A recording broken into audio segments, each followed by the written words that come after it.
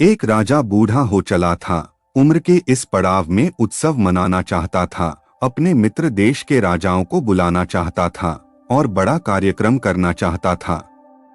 उस कार्यक्रम की शोभा बढ़ाने के लिए उसने अपने राज्य की जो सबसे फेमस डांसर थी उसमें बुलाया और उस कार्यक्रम उसने अपने गुरुदेव को बुलाया जो उसके गुरुजी थे।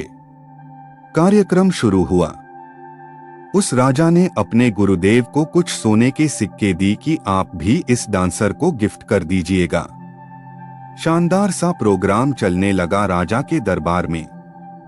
राजा की जो बेटी थी राजकुमारी, वो भी वहीं बैठी हुई थी। जो राजा का बेटा था युवराज, जिसे घोषित कर दिया गया था, वो भी वही था। कार्यक्रम चल रहा था, हर कोई परफॉर्मेंस पर ताली बजा रहा था। कार्यक्रम चलते चलते रात की 3:30 बज गई। उस डांसर ने देखा कि उसका जो तबला वाला था वह थोड़ा ऊँघने लगा और उसको नींद आने लगी थी। लड़की ने तभी एक दोहा पढ़ा। लड़की ने कहा, बहू बीती थोड़ी रही, पल पल गई बिताए, एक पलक के कारण क्यों कलंक लग जाए। यानी कि एक बार अगर पलक झपकी और आंख लग गई तो फिर कलंक लग जाएगा। यानी कि वह तबले वाले को जगाना चाह रही थी कि अगर आंख लग जाएगा तो सब गड़बड़ कर दोगे तुम, इसलिए अब जागो। फिर अगर राजा को पता चल गया तो सजा मिलेगा। तबला वाला अचानक से चौंक गया और फिर ढंग से तबला बजाने लगा। लेकिन उस दोहे का मतलब सबने अलग अलग निकाला। कमाल यह हुआ कि वह जो गुरुदेव बैठे थे राजा के, उनके पास जितने सोने के सिक्के सब उस लड़की को ले जाकर के दे दी। जो राजकुमारी बैठी थी उसने अपना 9 लाख रुपए का जो हार था वह ले जाकर के उस लड़की को गिफ्ट कर दिया। जो युवराज बैठा था उसने अपना क्राउन था ले जाकर के उस लड़की को दे दिया। राजा वहां सिंहासन पर देख रहा था और वो चौंक गया कि डांसर क्या कर रही है। एक दोहा बोलकर के सबको पागल बना रही है, लूट रही है। राजा ने परफॉर्मेंस रुकवा दिया और कहने लगा कि क्या कर रही हो, तुमने एक दोहा बोला और इन सबको लूट लिया, यह गलत है। राजा शायद अगला शब्द बोलता कि इसको बंदी बना लो, तभी राजा के गुरुजी बोले, बस बस शांत हो जाओ राजन, इस डांसर ने बहुत सही बोला। उन्होंने कहा, इसने जो कहा है ना, उसका जो मतलब निकाला है कि मैं क्या कर रहा हूँ। मैं जंगल में था, तपस्या कर रहा था पूरी जिंदगी और पूरी उम्र। अब इस उम्र के पड़ाव में तुमने कहा यहाँ आ जाओ और मैं यहाँ आ गया और मैं इस लड़की को सोने के सिक्के दे रहा था। यह क्या पाप कर रहा था मैं।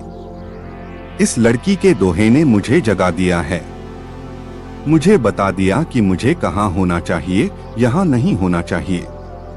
मैं तो अपना कमंडल लेकर चला। फिर वहां से गुरुजी चल पड़े।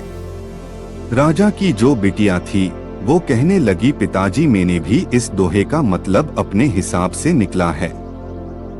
आज आपको बताती हूँ, मेरी उम्र हो चली है लेकिन आप मेरा शादी नहीं करवा रहे। मैं आज की रात आपके महावत के साथ भागने वाली थी, लेकिन इस लड़की के दोहे ने मुझे समझाया कि बहू बीती थोड़ी रही, थोड़ा समय और बचा है, फिर हो जाएगी शादी। उस एक गलती की वजह से आप पर क्यों कलंक लगाऊं।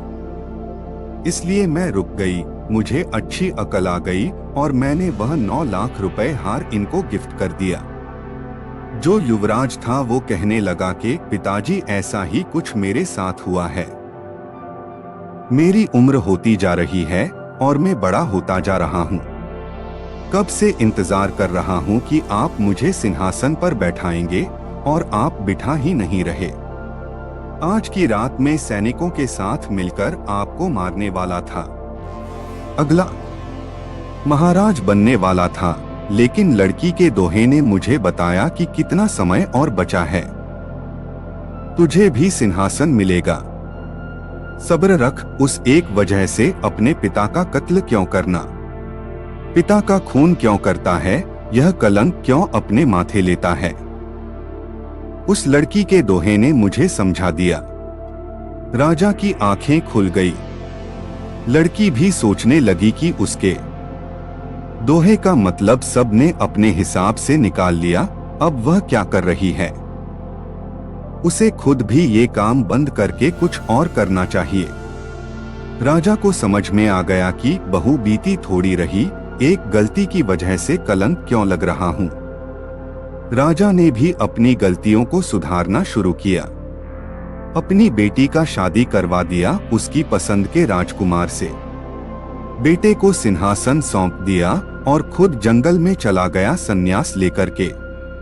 छोटी सी कहानी है और ये दोहा समझता है, बहू बीती थोड़ी रही, पल पल गई बिताएं। एक पलक के कारण क्यों कलंक लग जाए। लाइफ में हम बहुत पेशेंस के साथ, बहुत सब्र के साथ आगे बढ़ते हैं अपनी मंजिल की तरफ, अपने टारगेट को अचीव करने के लिए बढ़ते हैं। लेकिन कई बार में लगता है कि बस हमारा सब्र टूटने लगता है, कि बहुत हो गया, थोड़ा समय बचा है, थोड़ा सा और सब्र लेकर चलिए, आप अपनी मंजिल तक पहुंच जाएंगे। दोस्तों, कहानी से कुछ सीखने को मिला तो अपने दोस्तों के साथ शेयर जरूर करें। धन्यवाद।